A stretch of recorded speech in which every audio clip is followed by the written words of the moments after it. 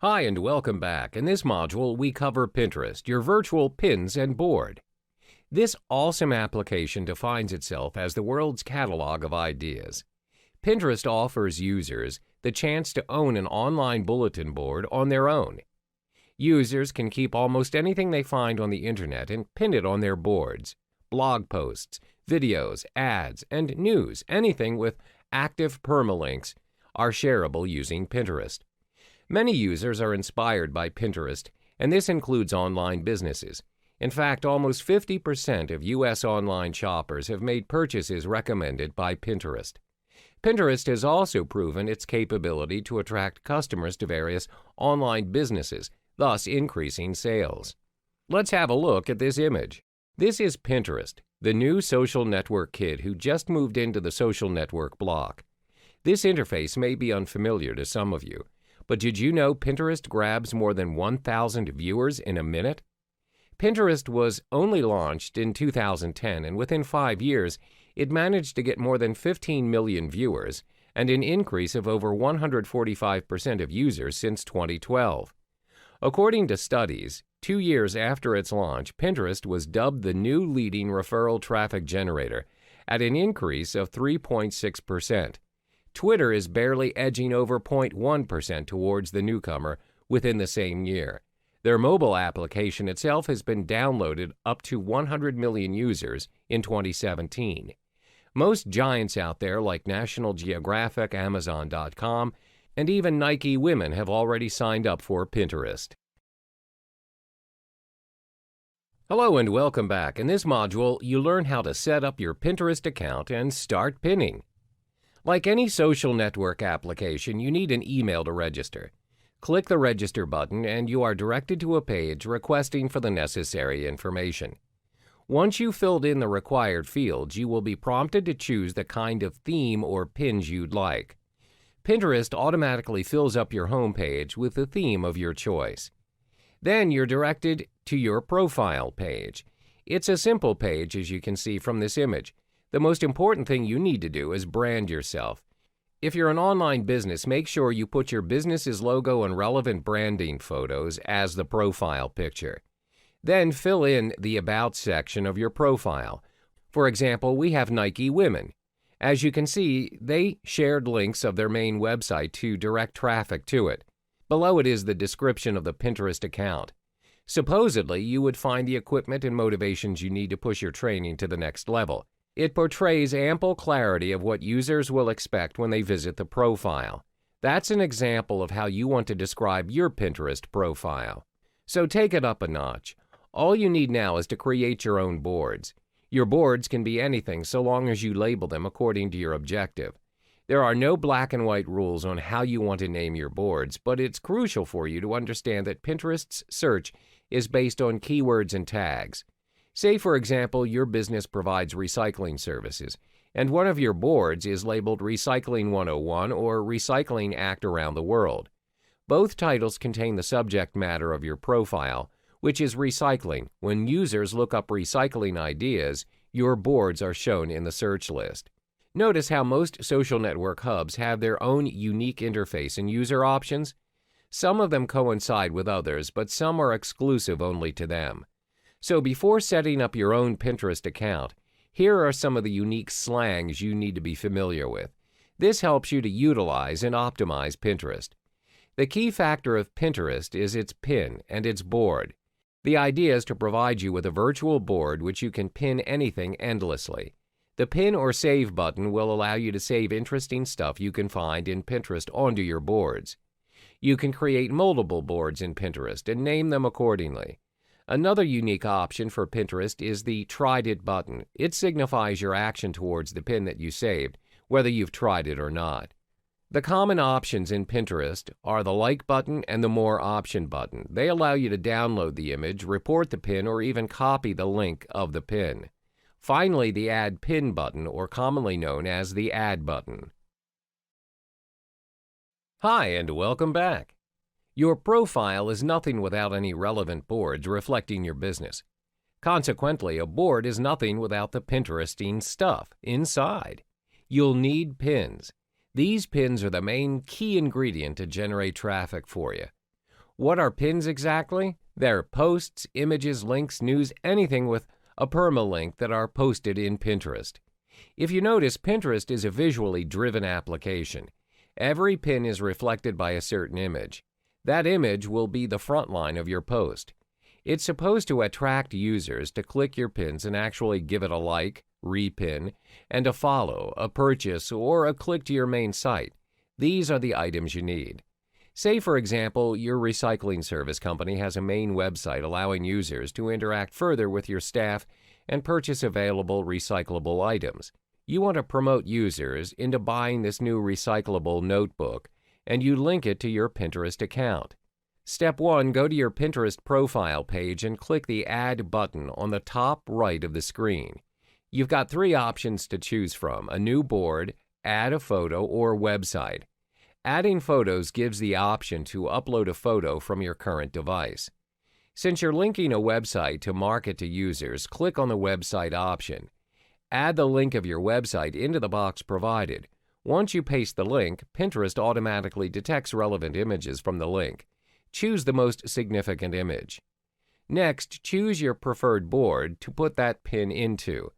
If it falls under your one-stop recycled store, for example, click on that board and notification. It'll pop up notifying you that you've successfully saved it. Sometimes you receive a prompt if you want to save other pins. You may do so, but if you don't, click the X button on the top left corner of the prompt window. If you want to edit your saved pins, click on the pin and you will see 5 options underneath your pins. Click on the pencil image button to bring up the Edit Pin window. Once you've done, click on the Save button and you're all set. However, how does Pinterest assist you in generating traffic using the pin you just created? When will you know that it's being liked, repinned, or even shared? We will cover this in our next module. Hi, and welcome back. In this final module, you'll learn the relationship between traffic and pins using Pinterest. You've learned how to post in Pinterest. It's important to know, Pinterest's focus is more towards links and websites. The whole idea of Pinterest is to assist in generating traffic. So, how is your pin liked by users out there? It's the same as how you look at other posts. Users have the options to like it and repin it. Once a post is repinned, followers of the user or their circle will have the chance to see it too. Did you know over 80% of the pins in Pinterest consist of repins? There is a possibility your pin could already be circulating on Pinterest. You receive notifications for every like, repin, or saved in your profile page. Here's something to consider when using Pinterest. According to studies, 80% of Pinterest's users are women, followed by men at 20%. The highest search pins are art, food, makeup, fashion, and gifts. Hence, Nike's decision to create an account only for their Nike women's line, smart move. To attract most of the users in Pinterest, you need an eye-catching high-definition image and a working link. Remember to aim for likable pins rather than pins filled with comments. Likeable pins usually end up saved to users' boards. Posts on Pinterest won't show you how many likes a post has, but it will show the number of saved to other boards. That's your aim. To some, generating traffic using Pinterest, publish high likability pins that encourage other users to share, like, and repin. You'll see your list expand and so will your followers. Hello there and welcome back. If you're here, I'm sure that you've already discovered the secrets in generating traffic through the 60 modules that we've provided in this series. Throughout the modules, I've constantly emphasized on 2 different components as your traffic generator: paid traffic and free traffic. I'm also sure that many of you are wondering which is better. Which tactic should you go for to drive the most traffic to your purpose? Let's weigh your choices by listing out the pros and cons of both vehicles. There are always 2 sides of the story in anything that you choose. First, let's look into free traffic. As stated in the previous modules, free traffic is generated without you having to pay for it. It's entirely free, where this usually involves social media to an extent, SEOs, and forums. The first perk of the free traffic is it's obviously free. This means that you don't need to fork out your money to drive traffic to your site. All you need is good content and effective strategies to make it happen. This includes having a good SEO tactic on your site. Second, free traffic campaigns are less demanding. You usually apply the set it and forget it rule when you have launched your campaign. It doesn't need constant tracking, as you may leave your campaign to run for itself while you continue to enjoy your traffic flow. Third, the traffic flow is there for the long run, even when your campaign is ended. For instance, when you have a killer SEO campaign, your site will continue to appear at the top of the search results page. As a result, you'll still drive traffic to your site because of your site's ranking. However, there are some disadvantages to free traffic that you would want to take into account as well. First, free traffic may take up a lot of your time. For instance, you may have to come up with different strategies to generate likes for your Facebook page and directing them to your website. Cracking the code may take a while. Second, free traffic does not guarantee success. As it is free, you can't expect people to click on your page and view your offer if they choose not to. Now, let's discuss the pros and cons of paid traffic. Paid traffic works when you leverage off someone else, where you make payments to divert traffic to your site. The main advantage of paid traffic is you generate traffic almost instantly. Therefore, you're able to gain traffic by spending very little and also test running your campaign before you choose to expand your budget. Second, you can target your audience more specifically. For instance, with Google AdWords, you may choose a very specific keyword to describe your offer and to only drive your intended audience to your landing page. Third, paid traffic is scalable. You're able to identify what works and what doesn't. This can be observed through the amount you've spent in advertising your offer and the return in traffic. Therefore, it's easy for you to tweak your strategies. There are disadvantages to keep in mind when it comes to paid traffic, though. First, some spaces to advertise your offer may burn a hole in your pocket. If you've just started up your business, you may risk spending more than you can afford to generate your traffic. Second, you're depending on cash flow.